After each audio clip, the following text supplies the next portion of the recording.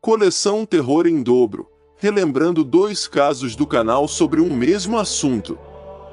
Relembraremos hoje 2 casos intrigantes e assustadores postados aqui no canal sobre aparições ocorridas em instituições religiosas. Apesar dos prédios e construções pertencerem à igreja, eles não estão isentos de abrigarem manifestações sobrenaturais.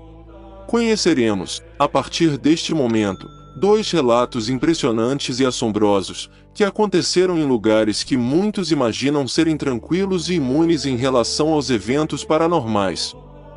A verdade é que o sobrenatural pode ser encontrado em todos os lugares, até mesmo onde existem homens e mulheres de fé, atestando que o mundo espiritual é de fato real e faz parte da nossa vida, onde quer que estejamos. Quando você estiver em um lugar onde habitam e trabalham pessoas religiosas, tenha cuidado. Você pode topar com alguém que veio do além, apenas para fazer suas orações.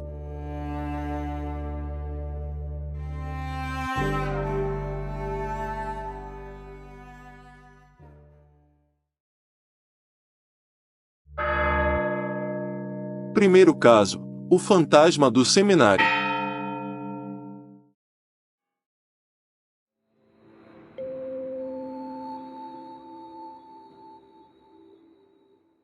Saudações!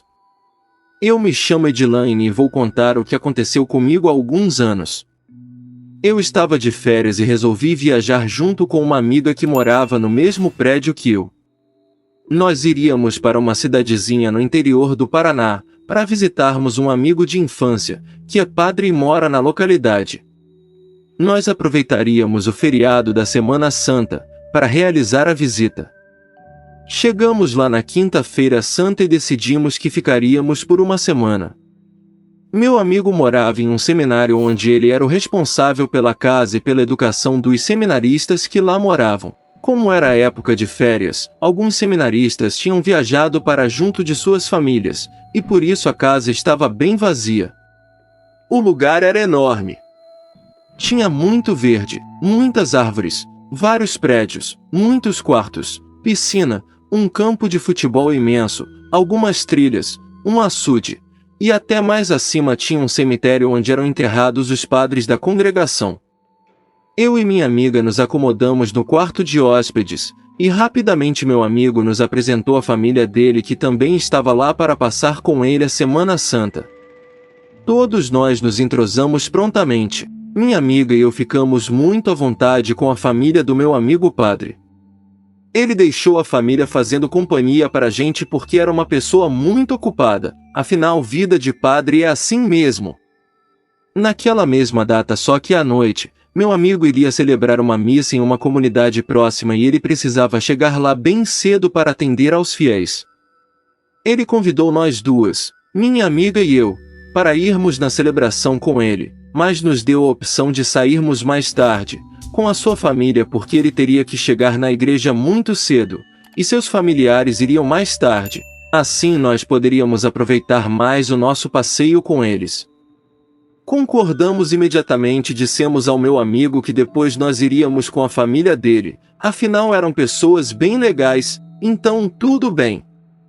Ao entardecer começamos a nos preparar para ir à celebração da comunidade.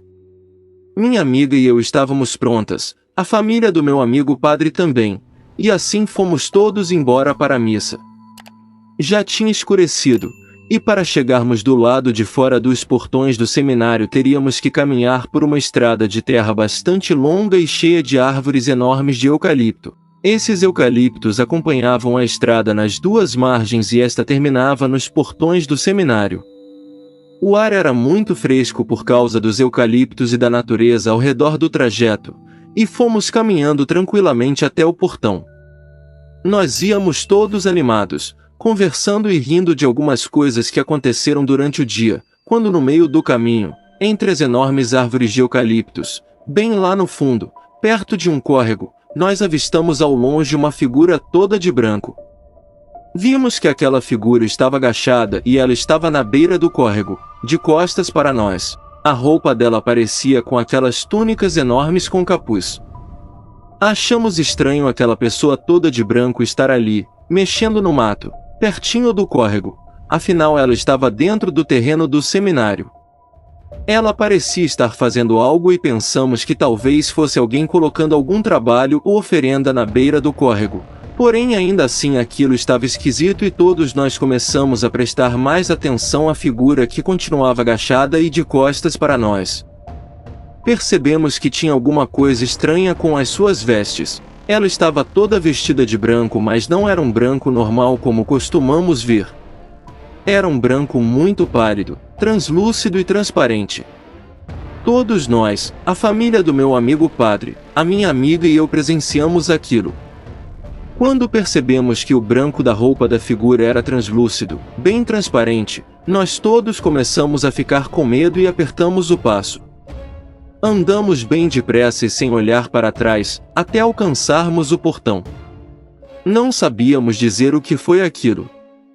Ninguém entendeu o que era. A única coisa que entendemos é que era algo sobrenatural porque era translúcido, dava até para ver através daquele ser. Após acabar a missa voltamos para o seminário e teríamos que atravessar novamente a estrada de eucaliptos para chegar ao prédio principal, onde estávamos hospedados.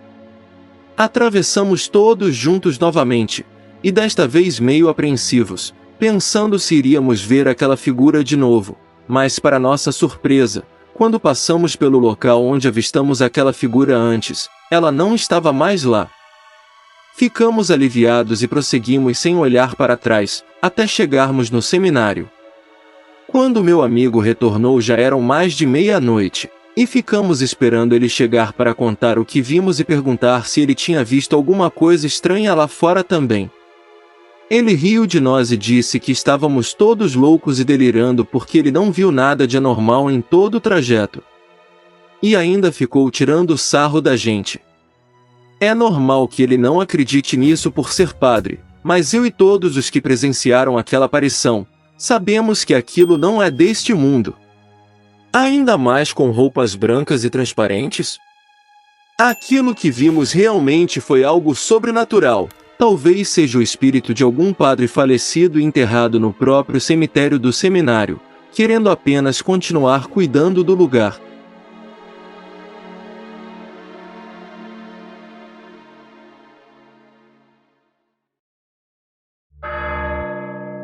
Segundo caso, o pensionato assombrado.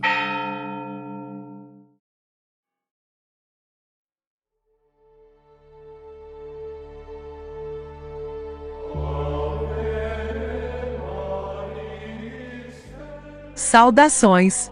Meu nome é Samara, e o meu caso aconteceu há muitos anos, quando eu ainda era bem jovem.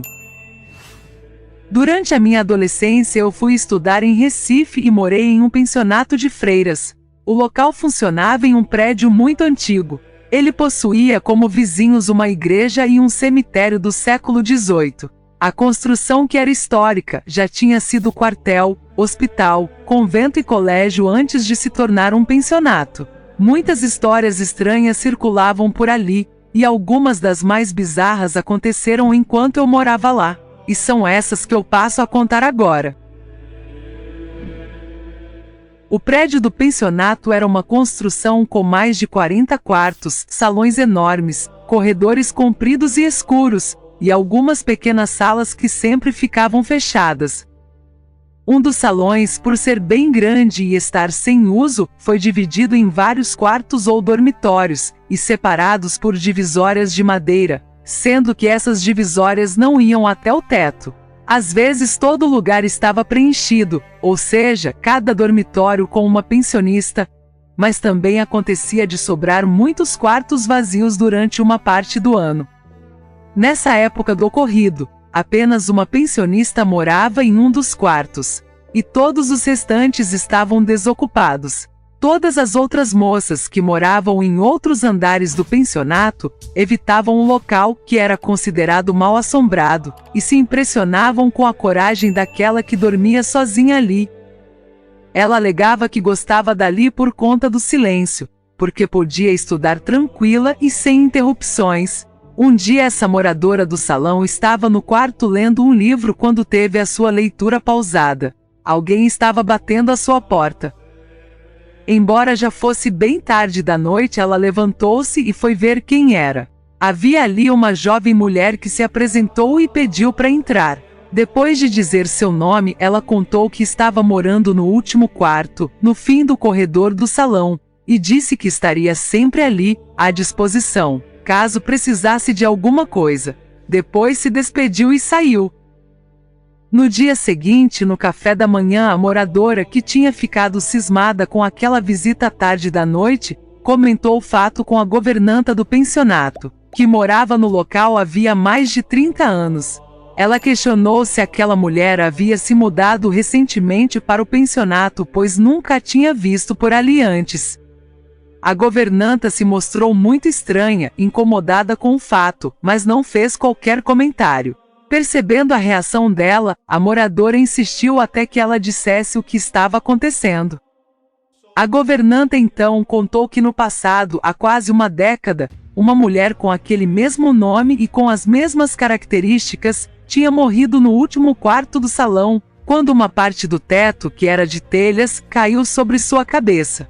E de fato, após averiguar todo o salão, a moradora constatou que realmente era a única hospedada naquele lugar no momento atual.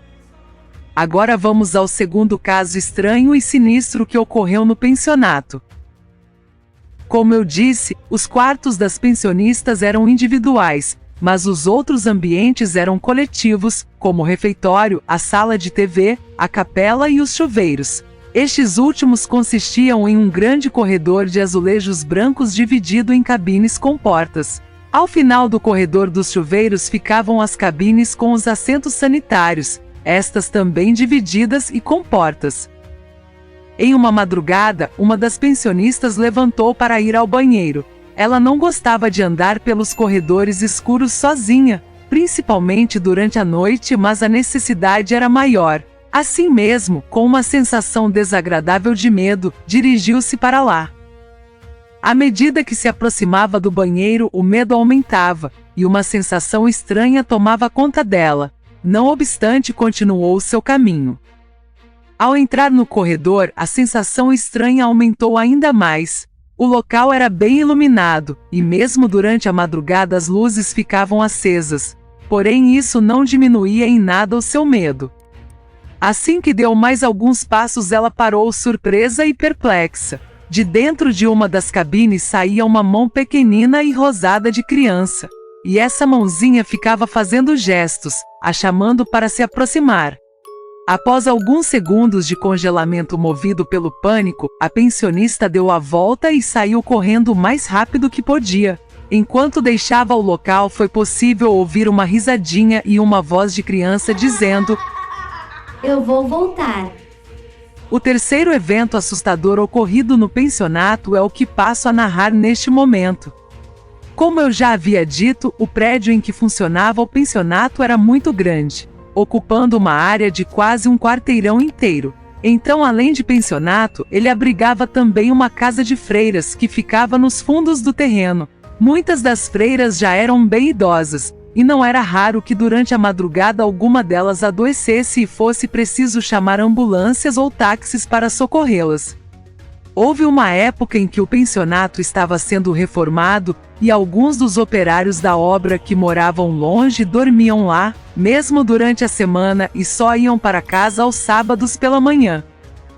Em uma determinada madrugada, um dos pedreiros acordou e viu uma freira bastante idosa fazendo um gesto, como que pedindo para acompanhá-la. Pensando que podia ser o caso de alguma das freiras ter adoecido e estar precisando de ajuda, ele a seguiu. A freira seguiu em frente, e ele a acompanhou por diversos corredores. O local parecia um labirinto.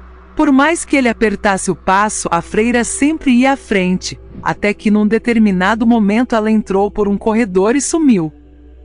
Ao seguir pelo mesmo caminho, o pedreiro viu que era um corredor sem saída, ao final do qual havia apenas uma sala que havia sido desativada e estava sempre fechada à chave. Em pânico, ele voltou para o local onde estava dormindo com os companheiros. Na manhã seguinte, procurou saber se alguma das freiras havia adoecido durante a noite ou se alguma delas tinha estado andando pelos corredores, mas a resposta foi negativa. O pedreiro pediu demissão no mesmo dia. Esses foram 3 dos casos mais assustadores que eu fiquei sabendo daqueles que ocorreram enquanto eu era moradora do pensionato. Quem sabe se eu lembrar de mais algum eu volte aqui para contar mais.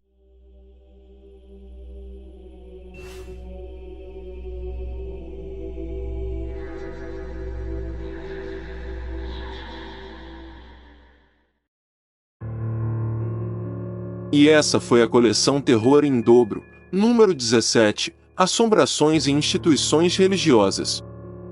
Escreva aqui embaixo qual caso você gostou mais. O número 1 ou o número 2? Estamos curiosos! Não deixe de comentar e, se possível, compartilhar este vídeo. E não esqueça de deixar o seu like, pois ele é muito importante para nos ajudar a manter o canal no YouTube. Inscreva-se e clique no sininho marcando a opção Todas. Toda semana publicamos vários casos novos para você. Aproveite! Eu sou o André Souza e me despeço deixando um forte abraço. Obrigado e até o próximo caso para ouvir no escuro.